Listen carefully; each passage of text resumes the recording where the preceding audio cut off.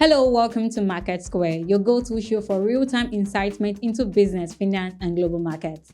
In our last episode, we discussed about the effects of the frequent collapse of the national grid, how the cost of landing petroleum has dropped, and the increase in trade between Nigeria and China. Today, we bring you more live updates about the economy. I am Olaitan Adebayo, and with me is Olaitan Babatunde. We'll be analyzing 4 headlines today as usual. First on the list is the inflation rate revises growth by 1.18%. And secondly, we have Nigeria federal government to manufacture vehicle parts, which is a good news for Nigerians. Egypt agricultural exports soared to $9.2 billion. And lastly, we have United Nations chief urges G20 to address hunger crisis globally. Now let's move to the first headline. Last week we discussed about the cost of landing petroleum. We also discussed about the national grid. Now let's break down the recent inflation report released by the NBC. Nigerian inflation rate surged to 33.88% in October 2024, marking a sharp rise from 32.70% in September, according to the latest report from the National Bureau of Statistics. This represents a 1.18% month-on-month increase and a significant 6.55% year-on-year jump compared to October 2023, when inflation stood at 27.33%. These data indicate a persistent increase in the country's domestic price levels. On a monthly basis, the inflation rate rose by 2.64% in October, up from 2.5% in September. This upward trend is particularly evident in food prices, with food inflation reaching 39.16% year-on-year, higher than the 31.52% rate recorded in October 2023. Core inflation, which excludes volatile food and energy prices, also saw a significant rise, reaching 28.37% in October, up by 5.79 percentage points from the previous year. Globally, the inflation rate is mainly used as a parameter to measure how things are going on in the market, the cost of things. Yeah. But this recent increase is actually attributed to the cost of food and the cost of transportation. And we can actually link this to the hike in price of fuel in the month of October, because we know when things are expensive, when the price of fuel is expensive, things tends to surge up and things become more expensive. And also we can actually attribute this to the naira, the value of naira. The value of naira keeps depreciating day by day.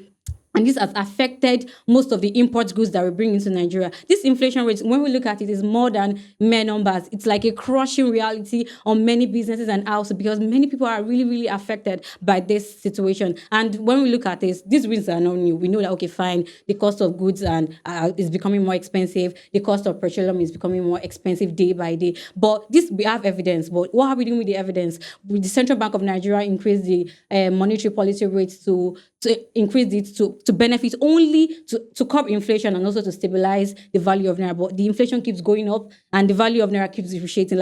This is not the way to tackle inflation. They can actually look for a better way to address this issue instead of instead of increasing the interest, because it's really, really having an effect on many Nigerians as they are suffering.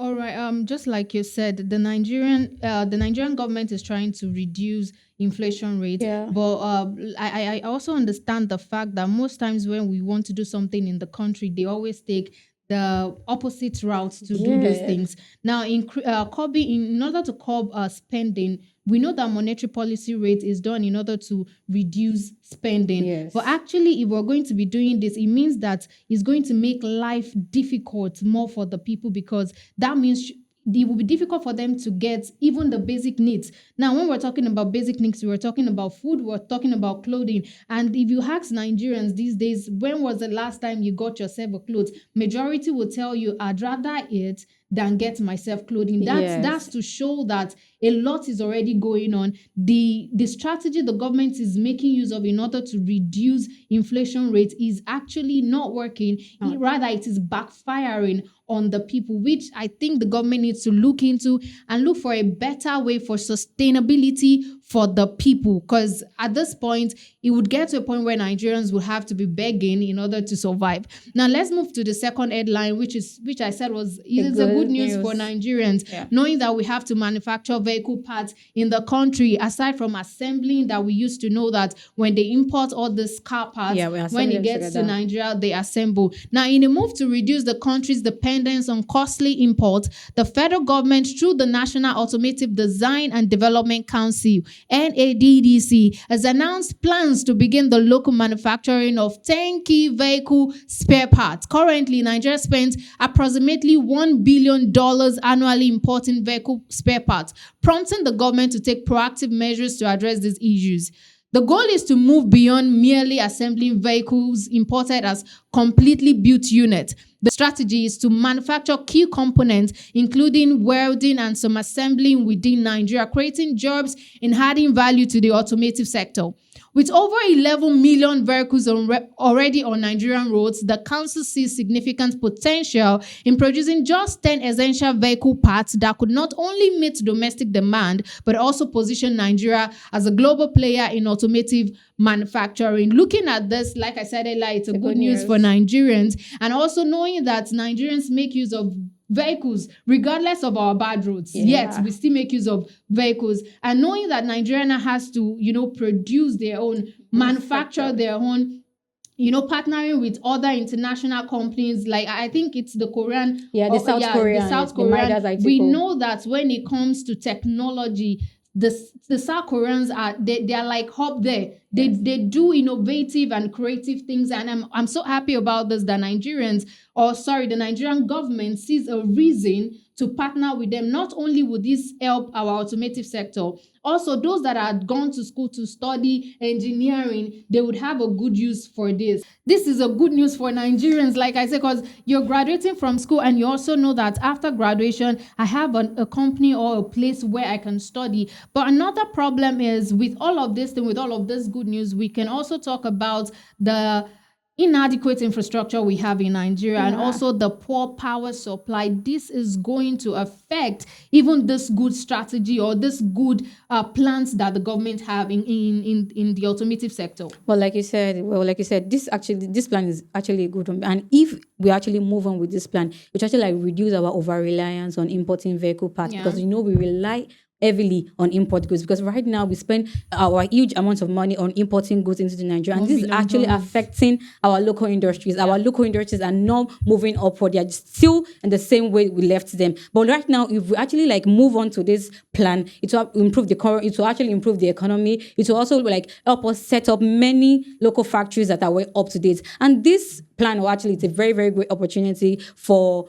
us to like set up local factories in order to like you said earlier, like job creation. Many people will be able to like apply for jobs, because if we have local factories everywhere that are producing manufacturing spare parts, we'll actually like need more hands on the job. And also we'll be able to like learn, increase our skills in this aspect. And additionally, we can actually be a manufacturing hub for other countries, like the West African region. Like we'll be supplying key suppliers. We'll be supplying, and this will actually position us well in the global market. And when we are looking at it, to actually make this possible, the government has to put in place a better policy to support it. And like you said, the infrastructure must be actually a top notch, because if you don't put a better infrastructure into place, it will move. The strategy won't work out. It'll just be like a mere topic that you guys just talk about, you people talk about, without moving on to the next step. And another thing I feel that can be possible is partnering with other global countries to help with them in this segment. Like they've actually done, they've partnered with South Korea. They can actually partner with China, because when it comes to this automotive part, China is also a very, very good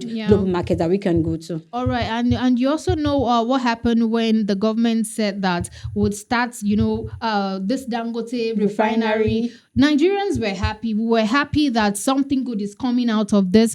But then in the actual sense, we know what happened later. Even up till now, it was even when we started buying from Dangote refinery that the hike in price of fuel surged up. So definitely, as much as we're happy that this is a new development and we hope that something good comes out of this, we should also know that Nigerians, when it comes to this, it's almost, bittersweet experience, moving from being a sweet experience to being a bitter experience. Now, moving on to the international news, I'm sure you have something for us on the international news. Definitely. Let's start with Egypt.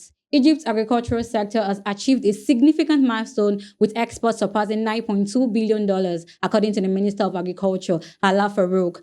Fresh product export totaled over $4.1 billion, while processed foods contributed an additional $5.1 billion, highlighting the sector's critical role in Egypt's economic growth. In addition to these impressive export numbers, the Ministry of Agriculture has been focused on modernizing and expanding the sector. Efforts include the recycling of agricultural waste, which aims to create a more sustainable industry. Another thing that has been done is expanding livestock and fishery projects, strengthening the backbone of Egypt. And we're looking at it. This news is actually a good news for the people of Egypt, because when an agricultural sector of a country is expanding, when it's expanding, it's a good thing for the economy. And this is, like the minister said, he said that this agricultural sector has contributed to 15% to the GDP and also about 25% to the workforce. This means that this sector is providing more jobs for millions of Egyptians in the farming sector, the logistics sector, and also when we look at the farming food processing sector. And it has also made their foreign currency reserves, it has also strengthened it. And when we look at it, this is the future of Egypt looks very, very promising. But when we look at it, this thing actually has to do with sustainability. Can they actually maintain this thing? Which brings me to this question, because there will definitely be challenges like climate change, global market fluctuation, and also the water scarcity. How well will Egypt manage this situation in order for these numbers to keep rising? Okay, so according to Daily News Egypt, now the Ministry of International Cooperation is partnering with World Bank Group, which is leveraging on the X-Site initiative supported by the Korean Green Growth Trust Fund. And I said earlier that when it comes to innovation and technology, Korean is like they are up there. Yes. Aside China, that we know that when it comes to technology, they are also they are living in another world aside from the developing countries. And this is focusing on international technology and also strengthening the green climate or green technology over there in Egypt. So regardless of the good news of the agriculture going on over there, there are still steps in order to make sure that they can sustain this and can make sure that things are still going to work out well, regardless of what's to come later on or this. So this is why I said that it's a different thing for the country to bring up a strategy. Now, it's another thing for them to look into other ways in order to maintain this. And I think we kind of lack that in Nigeria, whereof we have the strategy, but at the long run, we don't seem to monitor or follow through with the strategy. It's more or less like we create a policy and we're not following through with the policy. Yes, and this definitely has been affecting us for a very long time. Very long time. And that is why people in Nigeria now they are hungry, and we can only plead for the government, to look into all this. Now, to the fourth headline, the world leaders gather for the G20 summit. United Nations Secretary General Antonio Guterres calls for renewed focus on critical human development issues. His remarks highlight the pressing need to address global hunger, which affected 1 in every 11 people last year. The UN Secretary General highlighted the worsening global food insecurity driven by conflict, climate change, and economic inequality, describing hunger and poverty as shameful injustice. He emphasized that addressing these issues is crucial for global stability and the achievement of the United Nations Sustainable Development Goals, calling on the G20 to take stronger action. And like we said earlier, that everyone in Nigeria is hungry, but as it is now, it's looking as though globally everyone is hungry. Like there's food insecurity everywhere. So what are the consequences of food insecurity on global trade? We need to know that the supply chains and consumer behavior. How can the G20, as the world's largest economy, take responsibility for addressing global hunger? Because for me, I believe that it has to start with the country before we go globally. Fine, the G20 is to make sure that people are less hungry. But then when it comes to the government of the people, one thing that makes sure that the economy continues to grow in the country is political stability, and also we talk about energy too. But now when the government of that country are not doing as it should be, how can the G20 come in to rescue the situation? Yeah, the G20, or popularly known as the G20, is like comprises of the international 19 countries and the European Union. And the main focus is to address global challenges like the global health, the global trade, and also the, sustainable development. During the summit, which happened 15 to 17, the General Secretary actually said that the global leaders should tackle this issue, combat this issue of food insecurity, and also poverty that is happening globally. And one thing is that this country it comprises of developing countries and also developed countries. So it's not like underdeveloped countries are they have the resources to do it, because food insecurity is like it has huge effect on economic output, because and it will definitely affect global trade, because in areas where there is food insecurity, they'll be able to bring about low outputs for the global trade, and it also like disrupts the global trade, because these affected countries won't be able to buy, their buying power will actually like reduce. But another thing when we can look at it is that the only way they can actually like help is by providing financial support to this country and to these countries, affected countries. And another way is by investing in their agricultural aspect, because when we talk about it, we talked about the Egypt's agricultural exports blows down.